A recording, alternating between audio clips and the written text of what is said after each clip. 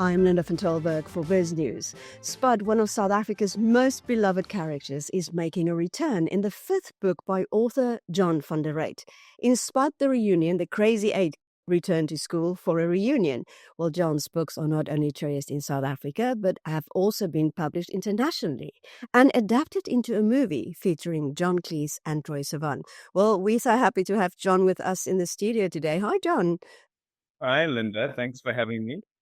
We were just talking before we get into the book itself, about why books like this resonate, especially South African humor. What have you found? What do people tell you? Well, it's a combination, I think, of the humor. I think there aren't a lot of books, as we were saying before the show started, there aren't a lot of books out there that can necessarily hit your funny bone hard. I'm saying books that are written with a funny bone, a sort of funny hand, an idea that your brain is always searching for the comedic to tell the story, not just to be funny, but to tell the story using comedy. And I think it's a lot more difficult than just writing dramatically or authentically from point A to point B. Finding humor in a disastrous situation can make people laugh, but also feel at the same time. And I think a lot of people reduce the importance of comedy, which I view as a science, rather than something like a icing that you put on top of a cake. So I get quite frustrated when people say, "Oh, this is a comedic book," and there's just like a little one funny uncle who makes an appearance on page 160. And that for me isn't that. It has to be driven with funny bones. And I think people maybe not overtly notice this, but I think it creeps into them that they almost want to have an experience, a comedic experience, but that is still quality, that isn't just joke telling. So I see it as my craft, the comedic aspect, but I don't really feel that in the literary world it is seen as a science or a craft. I think it's seen as something lighter. It's seen as something more mainstream, which I think is incorrect.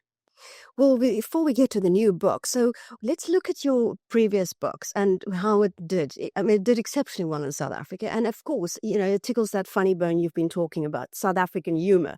But it also resonated overseas. Yes, it did. I think in the UK, for example, the system, the private school system is well, our system based on theirs. In a school like Michael House has many English terms and references that are actually uniquely English, based on Harrow and Eton and those kind of schools. So they are the sort of the fathers of these sorts of schools and the sorts of characters that these schools create too, which is so I think there was that link. What was fascinating for me was America. When it was published in America, I had to do a new edit on it.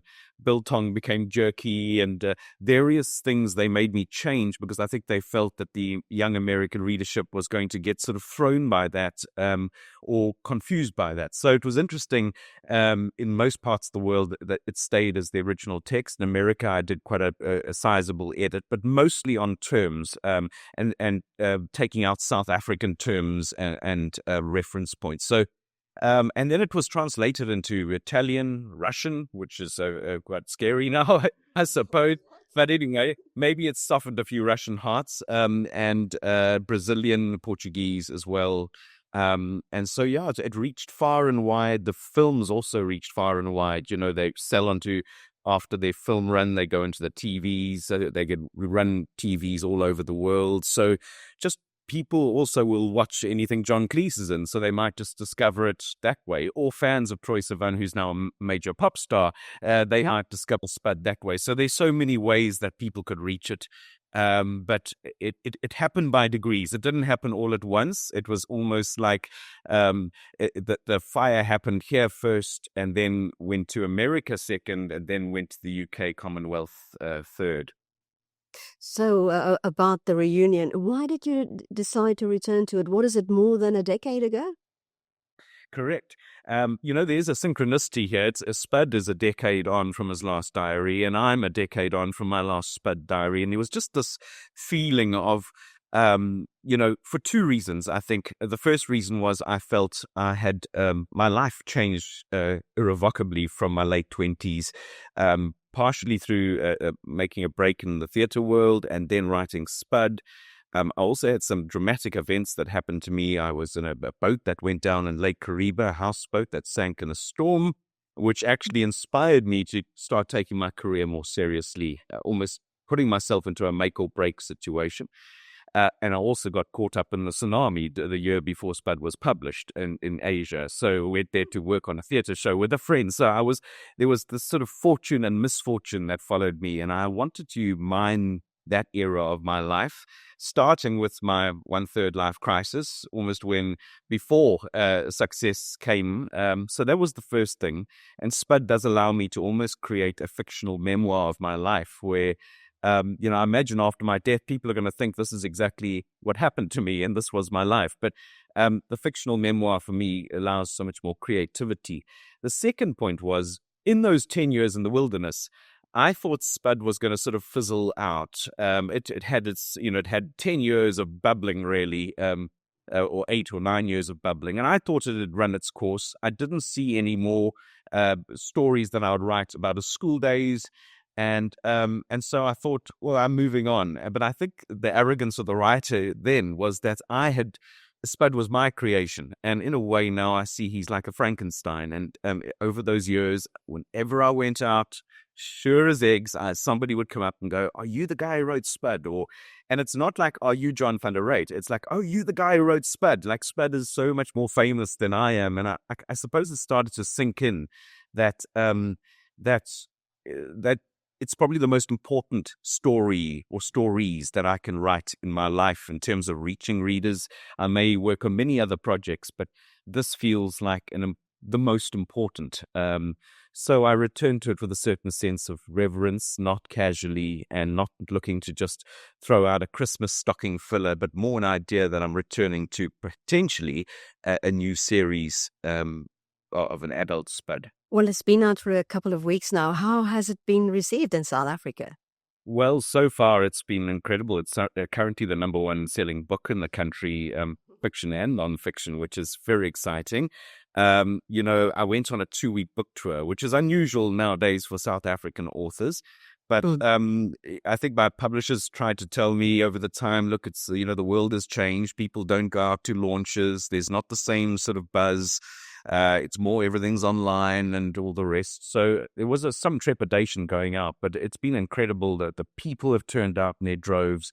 But not only that, I get to meet everybody because I sign their books and inscribe their books and have a little chat to everybody as they come through. So I feel like I meet everybody who turns up and I find out where and how Spud is connected to their lives. And often they share with me very emotional, personal things that go beyond sort of enjoyment and humor and speak to me about things that happened in their life, how Spud has either spoken to that life or takes them back to their youth, or was at a very tough time in their lives, was a sort of an aid in lifting their spirits, whether they were in hospital or facing some grief or whatever it was. So I get these stories that make it, I can go from almost tears running down my cheeks to the next person who goes, "Hey, Spud," and you just get this mix of people. But the response was incredible, and I've realized that Spud lives in many people's minds and hearts. And I'm so thankful for that.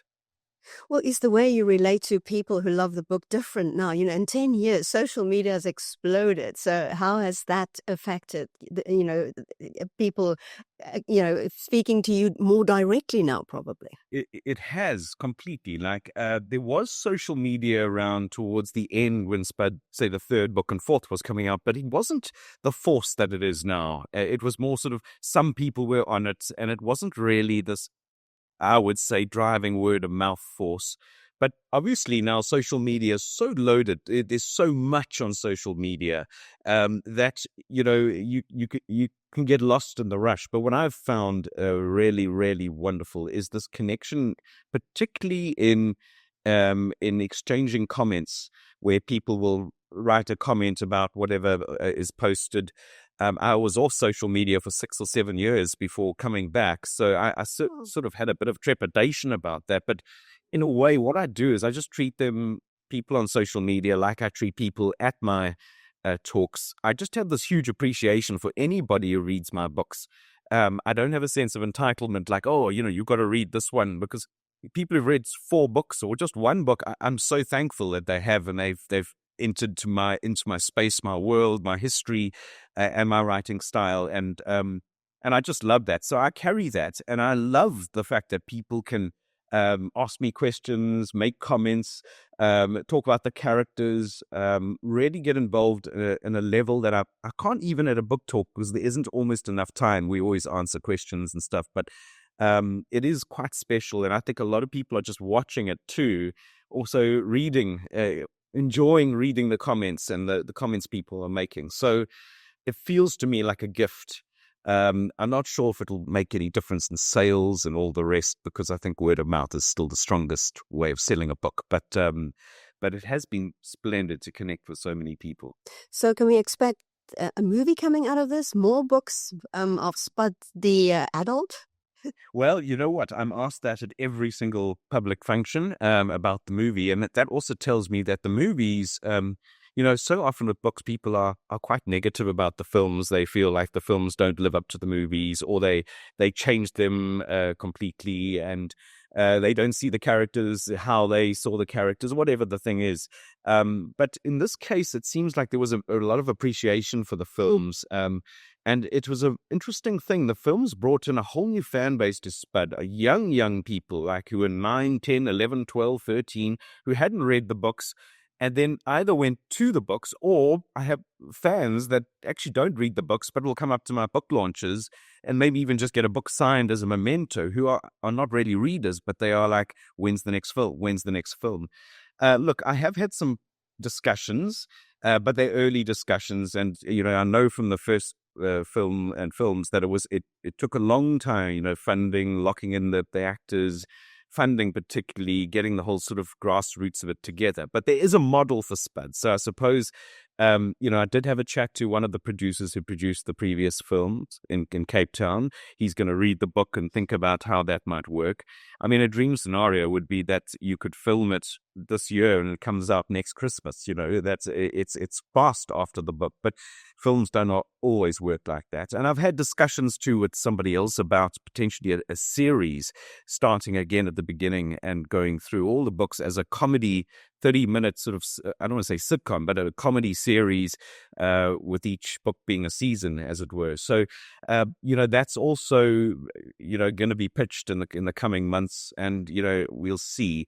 But I do feel the Spud brand makes people go, it'll work as a movie because it has worked as a movie. And I'm also working on a musical version as well, where I'm writing the story. I'm not writing the music, don't worry. There's some wonder kids are doing that. And also using some of the music from the first film, with which Ed Jordan has kindly said we could use. So yeah, it's a story that just relates well. I think, it just speaks to people. There's an everyman thing. And so holding thumbs on that, but no concrete news yet. Well, it worked for J.K. Rowling, so, why not? Wow. If I can just have, I always felt that, because Spud came out after Harry Potter. I think Harry Potter was maybe onto its 4th book when Spud first came out. And in some ways, I think Harry Potter allowed Spud to be a series, because up until then, people were quite snippy about series. They weren't, you almost had to justify why you were writing a sequel. And obviously that's all changed now, where people love series. So they almost prefer series to just one-off shows or films or what have you nowadays, where they buy into the brand of it, whether it's superheroes or whatever it is. So that has changed completely too, in the sort of time since I wrote the first 4 books. That's so interesting. Oh, well, good luck. And about the bestsellers list, you have you don't have competition at the moment in South Africa. It's probably going to be the best book. Is there another book that's wants that top spot from you? Well, yeah. I mean, initially, Dion Meyer is fighting hard, and there's Also, Diary of a Wimpy Kid for the younger kids. That's very popular too. But we will have to see. It's also, I mean, I suppose sometimes they say you want to be number one of all books, including nonfiction. Obviously, nonfiction sells a lot better or in greater numbers in South Africa, and I think probably globally.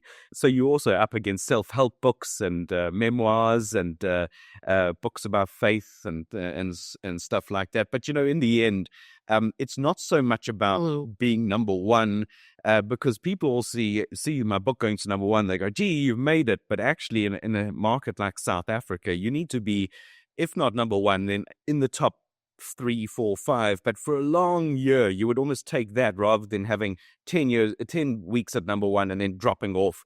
You'd almost just still rather have, even this time next year, be number 6 or 7. It just means that longevity allows you to make it financially viable, which is interesting. And I think the same thing happened with Spud. It almost took about a year and a half before I started making money. It takes time for those royalties to accumulate, and you only get paid twice a year. And I think people would think, "Oh, gee, you're going to get a massive check." But actually, remember, you get an advance to when you start writing to pay your way while you're writing it. And that comes off your royalties. So you've got to make a certain amount of royalties to actually get your first paycheck, as it were. So there's, it's an interesting thing, but it would be lovely if it could just hold at the top. And I think my publishers would love that too. And there is something sort of self-fulfilling about that sense where if you're number one, you're getting more media, you're getting more attention, booksellers are ordering more, there's bigger piles in the stores. So, people coming to shop for Christmas are seeing your copies up on in a big pile. And it's just, all those things make a difference. Whereas, I feel for these authors who write these beautiful books, excellent, you brilliantly written. And, the local bookstore will stock 2 or 3, and there's thousands of books in the store. It looks like a candy store with books. And, how does that person's books stand out from the rest? So, I mean, I think in some ways I'm with the Spuds doing so well before, I'm in a sort of very privileged position with the new book getting sort of front and center and all the attention.